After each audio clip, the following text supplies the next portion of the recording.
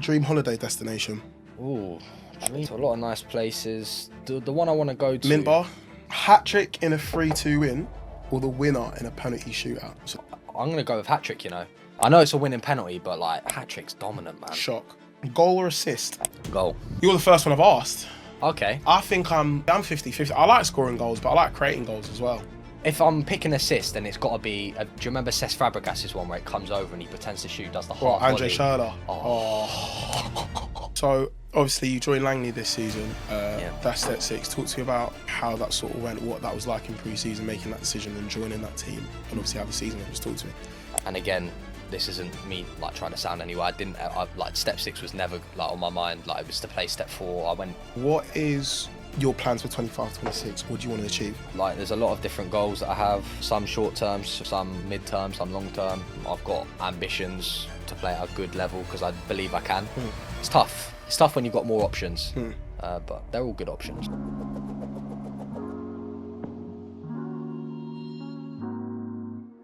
Right, okay, welcome back to the Penny Spot Podcast. Now, I've got to be honest, I'm having a bad day. I'm having a very, very bad day. And it's down to a few factors, to be fair. I'm having a bad skin day. I'm having a bad hair day. I'm just having a bad day. You know, editors put in that meme of Stephen A. where he's saying I'm having a bad day. And another reason why I'm having a bad day is because we started this recording late, guys. The reason why we started this recording late is because of one, Luca Lombardi. How are we doing, guys? How are we doing? Why are you buzzing? He's buzzed me already. Right, let's do the intro properly. Yeah, guys, welcome back to the Penny Spot Podcast. Now, for you guys, it would probably have only been a week, maybe 2 weeks max, but for me, it's been quite a while since I've recorded. But today I have a really special guest, someone I admire loads, a good friend of mine. The best technical footballer in non-league, apparently, according to him. That's true. What else has he said? He's said a few things, and you're going to find out about it. But he is a really, really good mate of mine, and that is, again, Luca Lombardi. How are you, mate? I'm amazing. I'm good. Happy to be on here. Good. We're going to start with a quick fire questions, as we always do. I've changed a couple, so no problem. Those people that are avid listeners or avid watchers, you might be able to spot which ones I've changed. Age and current club. So I'm 19. Club that I was at last season was Langley. I'm not with them anymore. Good. Sorry to anyone watching. Let's hope no one is from Langley. Let's hope no one is from Langley. But yeah, not there anymore. And yeah, I haven't really got a current club. I've got some clubs that I could be going into next pre-season. But yeah. What foot are you? Right-footed. Both foot. Oh yeah, another one. Another one. Yeah. Another one. Football pet peeve. Ooh. That's a good question. You've got a few, mate. You like we got mugs today, by the way. Football pet peeve. Ooh. I don't know. That's You've got a few, mate. You've got a few though. Go on, tell me what mine is, and I'll tell you if it's a good one. I'm just gonna say it. Shit players. You hate shit players. That's your pet peeve. Nah, okay, not shit. Okay, that makes me look terrible. Not shit players. I just have high standards. There you go. You know what? I'll go with that. I just have high standards. So people don't meet standards. Lazy players. Lazy. Yeah. Lazy players. Sure. Best goal you've ever scored. Do you want me to tell you who it was against? Yeah, you can tell me everything about it, mate. Well, these guys are gonna love this. Go on. It's against Bayern Munich. Here we go. It started already. Bayern Munich, half volley, 35 yards out, top bins. What can I say? Yeah. Fair enough. Yeah, it's the best goal. Next one. Dream holiday destination. Ooh, dream holiday destination. Been to a lot of nice places. The one I want to go to. Mint bar. Mint bar was on the list, but it's been checked. It's gone off the list now. Checklist done. Do you know what I forgot about as well, by the way? What? Coconut bar. I've been there. Coconut bar's top. First, right now, I do want to go to Australia, and I do want to go to like a New Zealand because there's a lot of mountains. I like the You like views. To travel a bit, mate. Yeah, you do like to travel a bit. Yeah, I've been to a lot of nice destinations already, so I think maybe Maldives. If we're getting but I ain't. Beefer. Steez. You need the steez. You need the steez. we ain't got the steez yet. We ain't got the steez yet. Soon come. Hat trick in a 3-2 win, or the winner in a penalty shootout. So the winning penalty in a penalty shootout. Hat trick in a 3-2 win. Oh. Or win. I've not answered. I'm just going through them again. Go for it. Or winning penalty in a penalty shootout. God, that's tough, you know.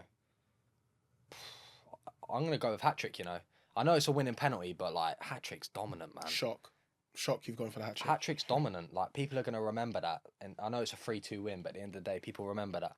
But what about I remember when Ronaldo like just True. pulling his top off. Yeah, against Atleti, Atletico. yeah. True. It's It's a tough He didn't do question. much in that game as well. He didn't really do much in that game. See, when you say it like that, it is because people remember that it's moments. Football's about moments, so you know, at the end of the day, it's tough. Goal or assist? Goal. Has anyone picked assist? You're the first one I've asked. Okay. I think I'm 50-50. I like scoring goals, but I like creating goals as well. Yeah, it depends. If it's a really like good assist and you've created it and like people are like clapping for your assist, and that's top. Oh, so you want the assist to be better than the goal? Yes. If I'm picking assist, then it's got to be. Do you remember Cesc Fabregas's one where it comes over and he pretends to shoot, does the half Andre volley? Schürrle. Who's that against QPR? I can't remember, but that's like Maybe that's so when it's like that, then it's tough. But usually goal. Messi or Ronaldo? Ronaldo. Everyone's picked Ronaldo. Ronaldo. Everyone I've interviewed has picked Ronaldo. Every single day of the week. What is it? Is it everyone said like the mentality, like the confidence? I'll be honest, like when I was really young, 10 years old, when I first like let's say 7, 8, when I first started going into football, I was Messi. But then for like my 10th, when I turned 10, I went to watch Ronaldo at the Bernabeu, and he scored a hat trick. And ever since then, I was like, there you go, mate. This is the guy. There you go, This mate. is the guy. You know what I mean? Favorite footballing phrase? This is a cliche one. I'm gonna mess it up. Work hard. Hard work beats talent when talent doesn't work hard. It's a cliche one, but when I was at Brentford, it was like on the wall. Like it was just the biggest quote there, and it's true. You can have all the talent in the world, but you need to work hard. Exactly, you've got to have the hard work to go with it. Night in or night out? Depends who with. If it's night out and it's with you, then I'm thinking night out. But usually, it depends what you're saying as a night. If it's just a night out, and I like going out, so yeah, night out. But yeah. So talk to me about your early footballing life. Obviously, you did speak about going to watch Ronaldo at 7, 8 years old at the Bernabeu.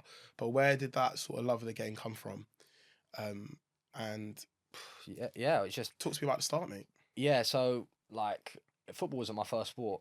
Tennis was my first sport, but I picked football up a lot quicker. Just started it around 7 years old. 6, went Sunday League to my like local Sunday League club, which was Pitsanger FC. Scored my first goal against them. Did you? Yeah. Did you play for Ruislip Rangers? I did. I did, yeah. But I played for my first goal was for Ickenham. I played 2 years up at Ruislip. I was so bad, like couldn't get on the ball. And then I went a year down to Ickenham and I scored my first goal, little diving header. There you go. So that was my first team, and the first proper footballing memory of mine is when I played a tournament. Like the Sunday League tournaments in the park, like under 7s one. And a Chelsea scout gave my dad a card and was like, call this number. And that was my first kind of introduction into academy football. Went into Chelsea for about a year until I was 8. And did well there. Didn't really get the contract to start into the under 9s, but met a lot of good people, played against a lot of good players who are doing well now. Then went into Ruislip Rangers, as I just mentioned. From Ruislip, went to Wickham. Then from Wickham, went to Brentford. Had the chance to go to Arsenal, but went to Brentford, and then that's how my football journey kind of started. So it started pretty quickly, to be fair. So you picked up quite pretty quickly, had attention from clubs pretty quickly. Yeah. What do you remember from like sort of those days at Pittshanger, Ruislip, sort of the Sunday League days when it's a little bit more about fun and it's not as serious? Yeah, it was. The thing is, with me, because of my dad especially, it's always been quite a serious thing. He was basically the coach, like the amount he used to shout on the sideline, and it was always coming from a good place. Like it was never something shouting because he wanted to shout at me. It was always because he just wanted the best for me. Yeah. Of course it was fun, but for me, because of my dad and how he was, it was always to be the best, and that's just kind of what I've grown up with. Even though it's about enjoyment, I've always just kind of wanted to be the best. So yeah, that's kind of it really. So your early academy days, you're sort of 7, 8, 9. Yeah. What's that like, obviously, going from club to club, like Chelsea, Wickham, you reeled off a few there. What was that like? Yeah, well, it was a cool experience, to be fair, when I was young. Like, these are the things that I've watched. These are the teams that I've watched on the telly. And it was just like very cool experience. Like Chelsea was the coolest one, really. Going in, have you been to Cobham? No. Cobham's like it's just different gravy. Like just the overall the atmosphere.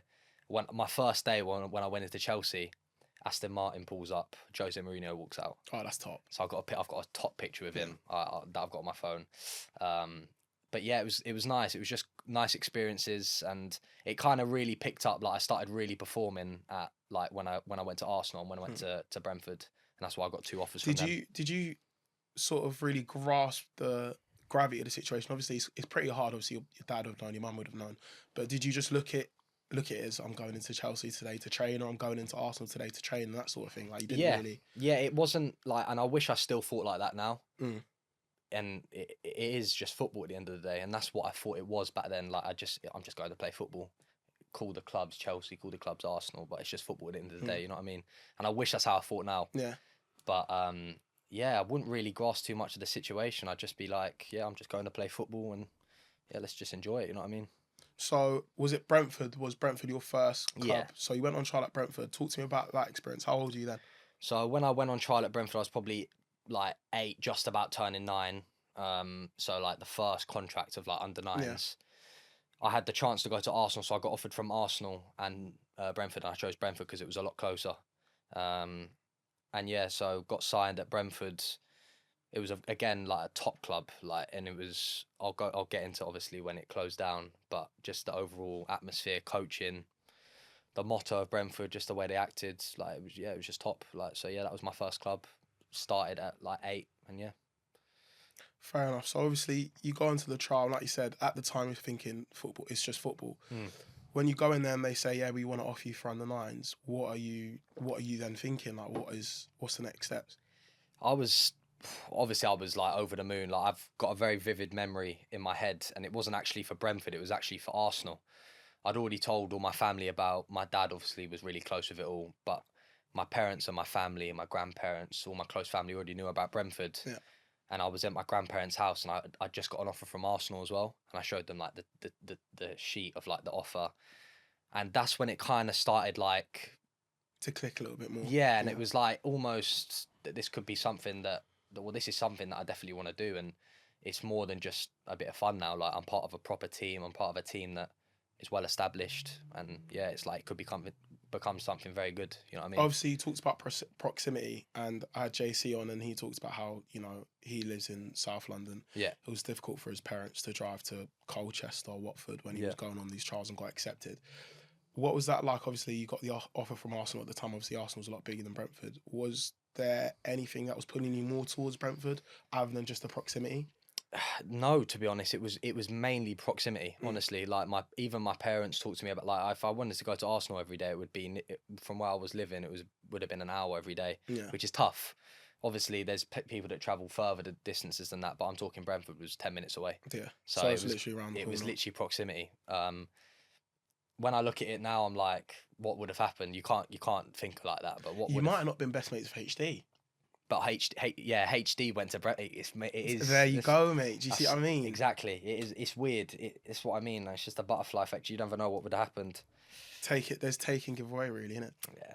So you go into Brentford. You're there for a while. I can't, because I had a few mates at Brentford. What year did it close down?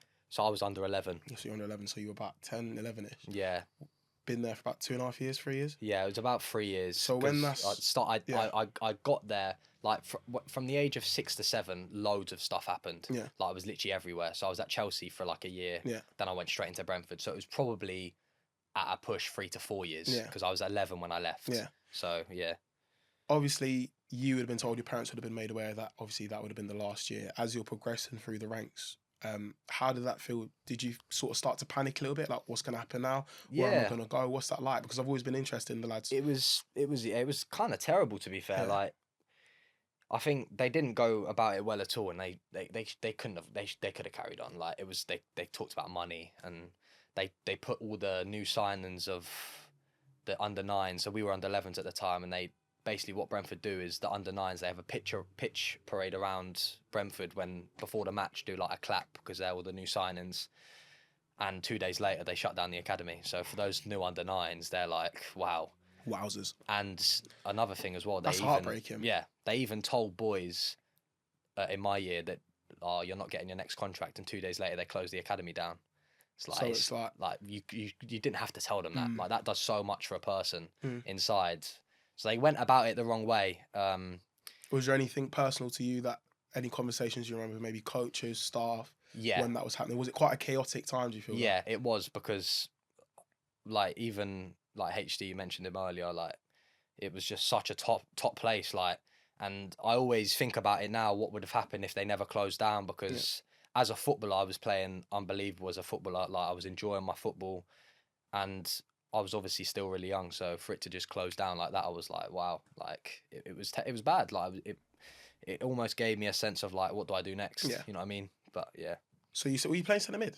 I was, but I was more attacking. So the midfield was, I'll mention a boy. I'll tell you where he is. But there was HD, me, and then what a man, by the way. Yeah, HD. There was me, HD, and a boy called Brandon Charles. I'll mention him on this podcast. He plays at Southampton. He's a decent player. Good player. So that was a top midfield three. Hey, I'm telling you now. You might be the worst in there, by the way. At this moment in time. Okay, I'm pressing it as well. Wait, you might just be the worst man in that midfield three. At this moment in time, I am definitely the worst. Arguably. Yeah. But technically, you'd argue. You would argue technically. Yeah. Well, look, I'm not going to argue against boys that have got pros in the game at the same time. Listen, I've got an ego, but it's not that bad. Like, remember, these guys are my mates. If I tell you some of them, I'm going to say that later. I'm going to say that later. Say that later. Yeah, you can say it later. But obviously, like you said, it's a chaotic time. It's quite a busy time as well, because obviously all the lads are looking for trials, exit trials, and that sort of thing.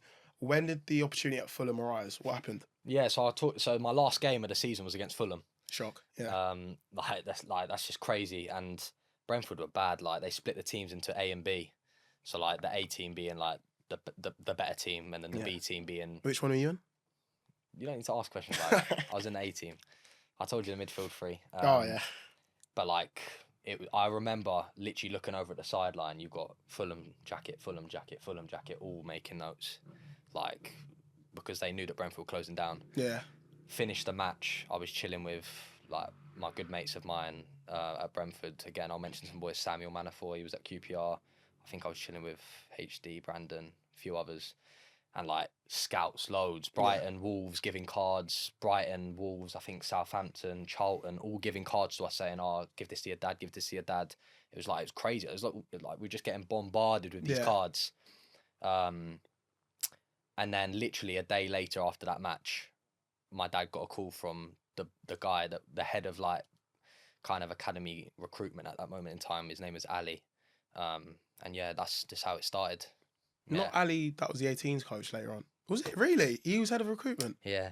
Some geezer, some coach, by the way. Yeah, the scout that brought me in, his name was Dell. Yeah. He's not part of Fulham anymore, but yeah, Ali was the one that kind of got me like with the signing and stuff. But yeah. So obviously you signed for Fulham. You would have been obviously relieved because it's so quickly after Brentford closing down. You haven't got that waiting time where some lads that were really good sort of slip through the cracks, and at really important stages as well, maybe 15s and 16s. You were only 11. Going into Fulham, obviously, not to toot my own horn here, but again, like Motswell Park is a top training ground, lovely place. What was the differences from going to Brentford to Fulham again? Cat One Academy, what was that like? Like, just to be fair, like, as I said, Brentford were punching way above their weight. Like, when I was at Brentford, we would give very good Cat 1 academies like a beating. Like, genuinely, our team that we had at Brentford, loads of boys now, even in the year above, they're doing big things in football. So for me, it wasn't a huge jump. Maybe facilities. Brentford wasn't huge with their facilities. So facilities, it's a big place. Yeah. Maybe just values as a club, like everything was just like a gentleman's club almost. Yeah, you know what I mean? Very professional. Yeah. And that's where I've learned, like, not just football, but just off the pitch as well. Like, you can always tell, I always say this, you can always tell when boys have been in like a high setup, just the way they act. And yeah, it was just things like that, just little things that you can pick up on, just professionalism, etc. You know what I mean? So you're there from 11 till 18? No, 11 till 15, 16. 11 till 15, 16. Talk to me about that time at Fulham. Some stories you're worth sort of telling off maybe the best game you played, worst game you played? Just tell me about it, mate. Well, yeah, Fulham was an unbelievable journey. Again, not to trauma dump or to say, like, feel sorry for myself. I was a bit unlucky with the time of the year, COVID and next contracts. But like some of the stories I've had, like probably the worst telling off. It wasn't really. I was kind of a good boy at Fulham. I wanted to be anyway. I didn't want to be one of these people that were with a bad attitude, because coaches always told you that attitude counts. Now we know later in football it does not count. Anyone watching this podcast, no, don't listen to it. No, don't listen to him. Attitudes do matter. It does matter, but trust me, when you get older, perform on the pitch, yes, they that's don't care. all that matters. Just perform on the pitch, Jack. Just perform on the pitch. Just perform on the pitch. Training doesn't matter. Attitude matters to a certain point. Perform on the pitch. Trust me. No, don't listen. Attitudes Please matter. trust Perform me. on the pitch. Please. So obviously, the worst 10 off. Go on. So no, we went on tour. I roomed with this boy called Sol Hale. Good guy, like good mate of mine. I don't talk to him as much at the moment anymore, kind of. But yeah, roomed with him. Lost our key cards 7 times. How?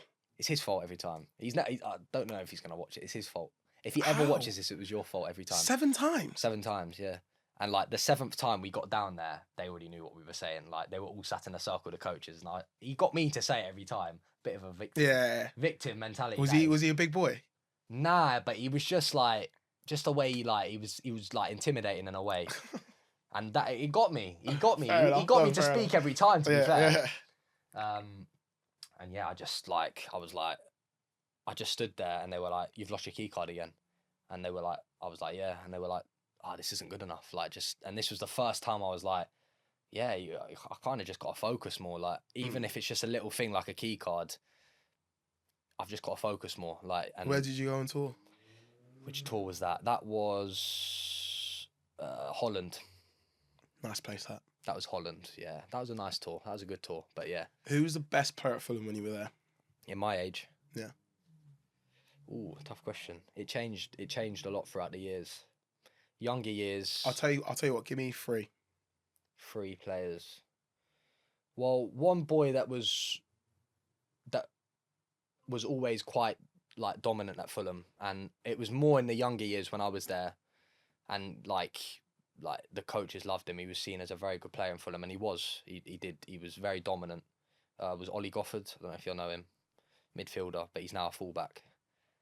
The younger years, the reason why he was like so good, he went through maturation a bit earlier, so he was a bit more developed, and he just used to run non-stop, dominant. He used to barge people off the ball, used to drive with it, and he was very, very good. Like from like 12 to 13, 14, he was playing up a lot. So he was one. There's a centre back that was always been in the high thoughts of Fulham, called Luke Defuge. He's plays for Canada's first team now, so he's doing well. So he's half decent. He's doing well. Yeah.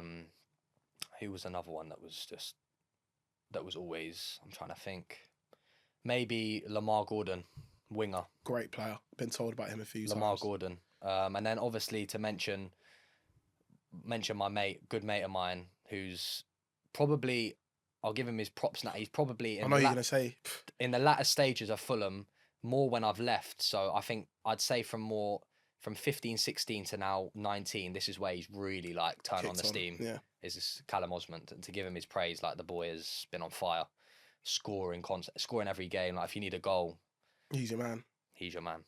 But yeah. Anyone at Brentford you want to give a shout out that you played with? Oh, I've played with some players, man. At Brentford. Well, Brandon's a top player. There's a few in the year groups above. I don't know if you'll know him, but he went to City from Brentford. His name's Ian Carlos Pavida. I might do. He was a number 10. Oh, just joke. like, oh, mate, a joke. Just absolute joke. But there's probably way more boys that I'm just not thinking of. Loads that went to Fulham, like Watford. Some that went to United. Some that there's so many players, mate. What's the biggest difference, would you say, between academy football and non-league football? That's a lot. You mate. can say a few, but That's a lot. try and keep it slim. Let's keep it. Like, I don't want to get too annoyed on this podcast. Yeah. Non-league frustrates the absolute shit out of me. Yeah, the absolute. Yeah. Okay. There's a lot of differences in academy football. Yeah. There's more structure. There's just everything is for a reason. Like in non-league, if people It are under feels pressure, pretty aimless. if people in non-league, if they're under pressure, like the worst thing that I noticed when I came out of non-league, like fullbacks, if they're facing the other way, they kick it off the pitch to like give the other team a throw in. Bit of safety though, mate. Nah, but that's so like I've never seen that. The only other thing that you could do is give it back to the goalie. No, but like I'm gonna give people praise. People that I've played with in academy football. What, turn out of danger? But if you give the ball away there, they're throw on goal. Yeah, but like you got to trust in your ability at the end of the day. Like it's so easy to do that. That's never gonna get you picked up doing that. No, it's not. You're not. Yeah, you're not wrong. You know what I mean? Like you got to try. You got to be selfish sometimes. You got to think. I've said this to you.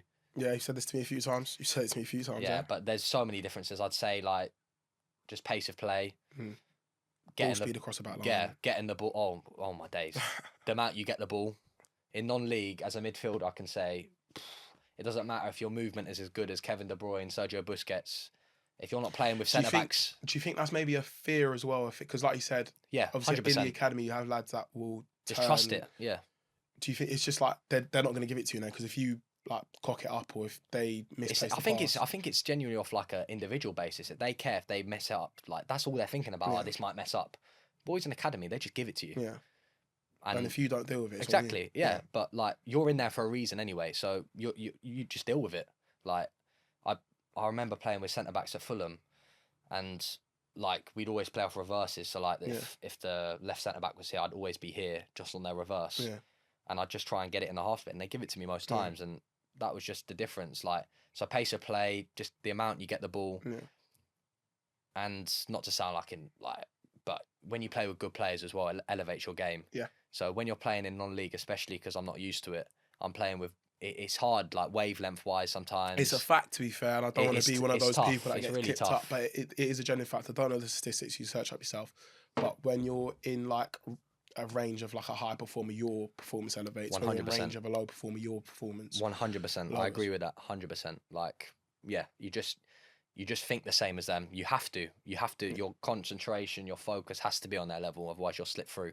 But then if you're playing with, I'm not going to say people that are bad because I'm not going to be rude to anyone, but maybe people that are below the level you've played with before. Your concentration's maybe not on there as much, and yeah, it's difficult. It's really difficult. What's the biggest thing someone that is going into academy now, or maybe a lad who's looking to get a scholar? What is the biggest thing they should be looking at going into an academy? This is going to be a different one, but it's something that always plays on my mind. Don't have any regrets, and never think this is like your home forever, because it's not. It can change like that. Like earn the badge you're wearing. Like that's something that I didn't do enough. I was like, okay, I'm always gonna have tomorrow. Nah. Like that's the one thing I regret the most. Sometimes in training where like, oh, it's fine. Like I've got tomorrow. You haven't got tomorrow. Like there's a famous quote in Rocky that I'll mention. There is no tomorrow. Like every single day you come onto training, you need to give it your absolute all, and you need to prove why you've got that shirt on. You know what I mean? So obviously COVID happens. There's a lot of disruption in that year. Talk to me about obviously transitioning into men's football and what that was like. It's not a bad thing, but it's definitely something that took a little bit of getting used to. Mainly just the way that football's played. It's a completely different game. It's a results, just all on results, and it's the first time that I've played in a system where gaffers' job's on the line. Like at the end of the day, I've seen managers get sacked now. I know what that feels like. In academy, that doesn't happen. You've got to select coaches for the whole year. They don't get sacked. They don't get dropped. So they care about results. And if getting a result is going long for 90 minutes, that's how it's going to go. You know what I mean? So it definitely took some getting used to. And I still believe in my head now that I need to try and get into a team which somehow fits around the play of trusting players and, they're in that team for a reason. But yeah. I had that with Tristan, who obviously was at Wimbledon and went to Aston Villa. It was very similar to you in terms of the differences, just absolutely humongous. But he said sort of trying to find a team that suits your style is absolutely imperative, because otherwise you're always going to struggle. Yeah. Which is a fact. How do you feel your style, obviously mainly this year, but how do you feel your style or did you feel your style was easily translated? Did you find difficulty? How did you change it to sort of fit and impact games? Well, I found out a lot in men's football that unfortunately the players you're playing with are nowhere near as good as the boys you've played with before. So at the end of the day, they're not going to give you the ball as much. And if they do give you the ball, you got to expect to get it in places that, maybe with not the same quality. So I've learned a lot now to play off second balls. So that's probably the best thing if anyone's going into men's football and you're a midfielder. I'd say play off a lot of second balls. Just predict, like let's say it's going long, just almost predicting where the ball's going to be. So that's how you get your touches, or getting the ball higher up on the pitch, which is something that I've tried to add a bit more into my game, making forward runs or arriving late into the box. Sometimes just being the last bit of an attack. Mm. You know what I mean? But yeah. You could make a great career out of that. Bellingham, Dele Alli. Well, Dele Alli could play, to be fair. I'm gonna mention a man here, and he's a team that I support. But Frank Lampard made an absolutely unbelievable career from just knowing when to enter the box and have shots from outside the box or inside the box, and that's how he's scored the amount of goals he has. You know what I mean? So obviously you joined Langley this season. That's step 6. Talk to me about how that sort of went, what that was like in pre-season, making that decision and joining that team, and obviously how the season went. Just talk to me. Well, yeah, it was a decision that I made. Like before the season, I was like, and again, this isn't me like trying to sound anywhere. Like step 6 was never like on my mind. Like it was to play step 4. I went in a few pre-seasons with some step 4 clubs, and it went really well. I went on holiday, which kind of messed up my pre-season because I didn't play any matches. It was Southall who were step 4. Was it Reefy? Reefy. Was it Reefy? Was it the Reef? No, it wasn't. No, it wasn't. It was Marbella with my family. He reckons he's got the steez. Nah, that's with the family, guys. Come on. Anyway, yeah, it was Marbella. Like, it kind of killed my pre-season. I actually think I would have got offered a place there because I was training really well. But yeah, I just didn't play any pre-season matches with them. And the gaffer said that, yeah, I want you to go to a lower side this year just to get some men's experience. Mm. I've seen it on your other episodes about loans and why it's important to get men's experience, and it's true. Now I know it's true. If you're going into non-league, clubs don't care about academy football. They only care about men's football experience. So he said, yeah, go and get yourself some men's football experience. I was like, unfortunately for this year, I'm going to have to just drop down to a level which isn't a level I want to be playing at, but it's a level that I'm going to just have to get some experience for and then move on from. So, and it's been tough this year because I didn't want to play at this level. If I'm going to be completely honest, I didn't want to play step 6, but it's been a learning curve in a way. It would have helped you as well. Yeah, to understand football, to understand the different side of the game. Do you feel like obviously going into, like you mentioned it earlier, like obviously coaches get selected for the year, they don't just get sacked or get dropped? Or what was that like? Obviously, the gaff gets sacked initially, someone new comes in. In terms of the dressing room culture, what were the biggest differences from players, coaches that you felt from academy football going into non-league? In terms of what, when just people in get general, sacked? What was the differences in the two dressing rooms, two cultures? Yeah, it's just, I think obviously a non-league dressing room's a lot different. Like a lot of stuff gets said in there that I'm not going to say on this podcast. in academy, genuinely, it's a very professional environment. Maybe when you get older, it changes, but from when we were 15, 16 in an academy environment dressing room, it was all about focusing on the game.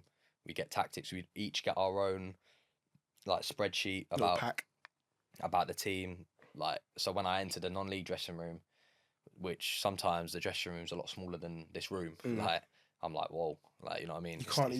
It's different. It's different. Yeah. It's different. And like just the way the manager speaks, the tactics, there's hardly any tactics. I can't call it tactics in non-league. Sometimes it's not tactics, okay? But yeah.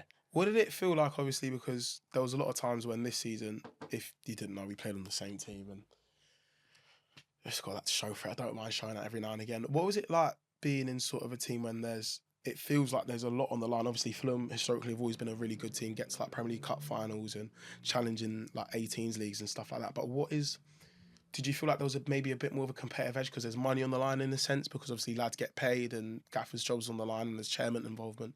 Yeah, I guess. But sometimes throughout this year, I also, which is a problem of mine, and mainly because I've been at a high level for like 10 years, like I've been in academy, I've revolved around academy, the academy process. So sometimes in my head, I was like just always thinking negative, like I've got to get out of here, got to get out. And the moment I started thinking about just like, okay, I'm at here for the moment, that's where I am, that's when it started going a bit better. So just kind of just accepting where I was at that time, and just saying, look, I've got to just try and perform for where I am now. And yeah, just kind of just accepting it, you know what I mean? Talk to me about, obviously, just to finish off this little bit, 24, 25, obviously you said that you didn't want to play there, which is completely fine. And Yeah. I think it's important that people don't get the wrong stick that you're being arrogant or you've got an ego. It's just the fact that you want to push yourself as high as possible. Exactly. Some people are That's going to the be only rubbed up reason. the wrong way by that. Yeah. But that's completely fine. That's who you are. You're going to push yourself as much as possible. Yeah. But how did you feel this season went for you on a personal note and obviously on a team note as well? Just one thing on what you said there, that's like the complete reason why I'm saying, like, I'm not saying trying to be arrogant at all. I've come from a system and come from a place where I want to play at the highest level I can do, and dropping down to step 6 originally, where I have no real knowledge on the non-league, it looks low, but like I had to drop my ego to play in that league. So and which a lot of lads probably wouldn't have done. They Exactly. might have sat out here, not played, and waited for something bigger. I had to do it, but no. What was your question again? You said. Oh, cheers, mate. No worries. No, I just said, how do you feel it went for you this season? I'd say it was a season of highs and lows. I think I'd done all I could do. Kind of, it could have gone better in some ways, but I feel like sometimes I did all I could do from an individual standpoint. It's hard, like it's hard playing at that level, like especially from where I've been. And you said about pet peeve of me having high standards. It was tough. I'm not gonna lie, it was tough. I say it went all right. I mean, I had 20, 21 goals and assists, which isn't bad. But no, Where have you plucked that from? What do you mean? Where have you plucked that stat from? Me just counting. So 7 goals and all of the rest assists. Yeah, go on. Me counting, yeah. That's how. You've got it on your phone, haven't you? No, I haven't got it on my You've phone. definitely got it on your phone. I promise you I haven't got it on my You phone. haven't got it on your phone? No, I used to count throughout matches. You sure you haven't got it on your phone? I promise you I haven't got it on my phone. I promise you I haven't. No, yeah. I'd say the seasons went well, but like it's a season of learning, I'd say. That's like the word I'd associate with the season. What is your plans for 25, 26? What do you want to achieve? There's a lot of different goals that I have. Some short term, some mid term, some long term. I've got different options. I've got obviously the option of trying to play at the highest level I can do in non-league for next season. I've got ambitions to play at a good level because I believe I can. There's also obviously getting possible, opportunities with professional clubs, whether that's in England or abroad. And then there's obviously another option of I've got an offer at like a sporting university who are connected, like very well connected university, which get scouts down a lot. I don't know if you know Gloucester City. They're like step 3. They're also like connected with them as well. So I would hopefully try and play at that level as well next to them with the uni. So yeah, I've got a few different options. It's tough. It's tough when you've got more options. I haven't got one thing that I want to do. But obviously, I want my football to be number 1. But they're all good options. I think I missed it earlier and I wanted to ask. It's just popped into my head. Obviously, with the COVID year and stuff, and you're getting released, I don't think I've ever asked any of the lads what that actual experience is like. Obviously, you touched on it a little bit when Brentford was shutting down, but it happened so quickly that you went to Fulham. What is that experience like, and what advice would you offer some lads that do get released from academies? Yeah, it was till this day. It's probably like one of the worst feelings I've had. Like genuinely, like because I was there for so long. I remember my last session. I remember. Was it in the dome? Was it on the grass? It wasn't. It was outside. It was with the 21s or the year group above me. And my good mate at Fulham at the time, who's not got a club right now. He went to Portsmouth after Fulham. His name's Brian. Yeah, I just went up to him after near the end of the session, and pulled him aside, and I was like, "By the way, mate, this is my last session today." And he was like, thought I was taking a piss, obviously, like joking around, and I was like, "Nah, I just haven't been offered my next contract." And I actually started getting really upset, because obviously I knew this was my last session representing Fulham, and he was like, "You're joking." And I remember we were doing a small-sided game. Yeah. I was just in my head, just counting down the minutes, and then that final whistle went, and I was like, "Wow, that's it. That's it. That's my last session." all the coaches come over to me, speaking to me, main academy directors, everything. And I don't want to say like, oh, I sound like I was unlucky, but I definitely believe to this day that, I could still be there now, I reckon. Yeah. And I think injuries that happened when I came back from COVID kind of messed me up a little bit. But yeah, it was one of the worst feelings. It's like, it still hits me now. Like when I wake up, I'm like, wow, like a little bit of regret here and there. But yeah, it's a horrible feeling, like terrible feeling. And any kids that do get, and I didn't go to the exit trials because of it. I didn't go to any exit trials because I didn't want to. Like it just affected me for like 3 months. Yeah. Didn't want to be like, I didn't want to put myself out there. I felt unconfident. It killed my confidence. I felt like clubs wouldn't want me. And I'd say to any people that are experiencing that maybe didn't get scholars, didn't get pros, I'd just say that football's such a long journey, and you know, it's never going to be a straight line upwards. It's just just not. And if your journey goes from here to there, fair play. I mean, you've had a bit of luck on the table as well, because all footballers need a bit of luck. But I'd say just stick with it. I'd Football's say a sport of anomalies, isn't it? Yeah, it is. Talk to people, talk to your family, talk to your dads, and just work even harder and just prove those people that doubted you and didn't think that you were good enough wrong. I'd say that, yeah. I always ask who are the best players that you played with, but who were some players that you played against that left a mark on you like you felt like, yeah, he's going to go all the way, or lads that just impressed you and made you want to almost work harder? The obvious ones being Ethan and Miles that are now... Shock. I can tell you how many times you mentioned that one, so yeah, I needed him to get that one out there. I haven't. I've mentioned it maybe twice. Ethan and Miles for Arsenal. So to people that are going off surnames, Ethan Wanyeri, Miles Lewis Skelly.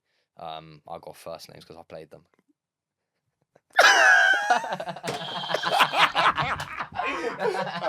That's unbelievable.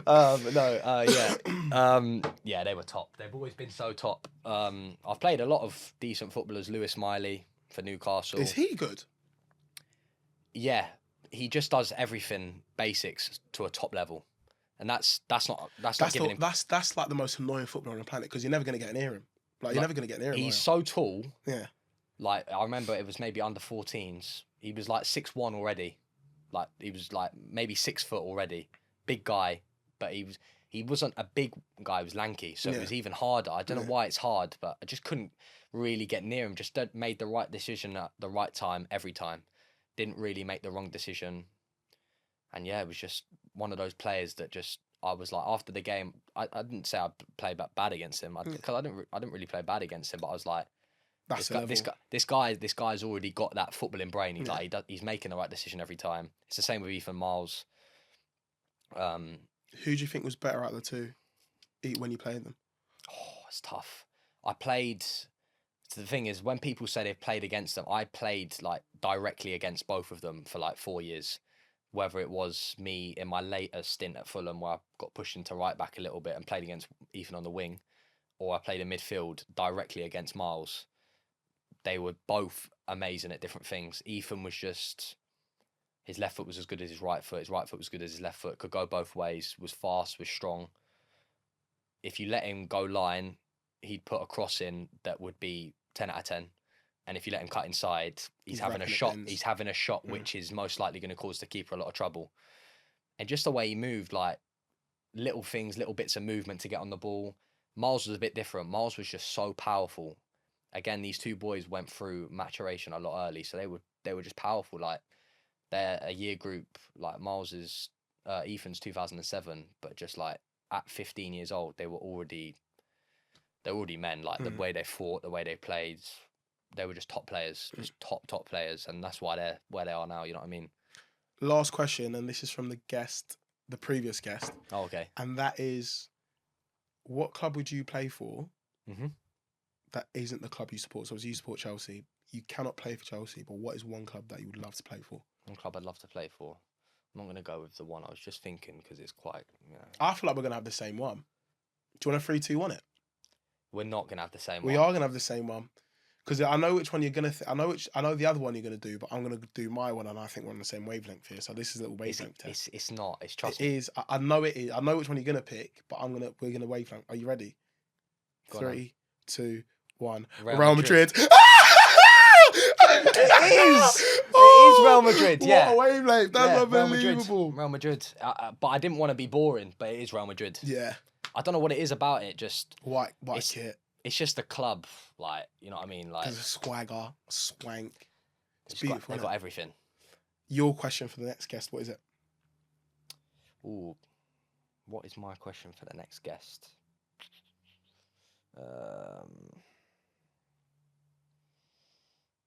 Name me your favourite OG Barclays Premier League footballer. And why? I'm going to go with... That's a good question. Like OG Barclays Prem, like when you're thinking of Barclays Prem, like... Oh, this is going to take a bit of time for me to search Who you rating? Oh. What's he doing, man? Arsenal. Yeah, no. I'm professionalism. I should know his name. I should know his name.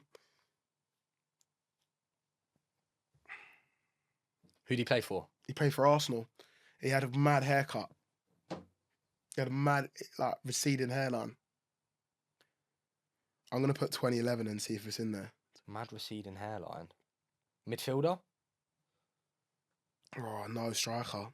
Do you know what? This is me trying to be funny, yeah? This is me trying to be funny. I'm actually going to put my actual one in. If I can't find him.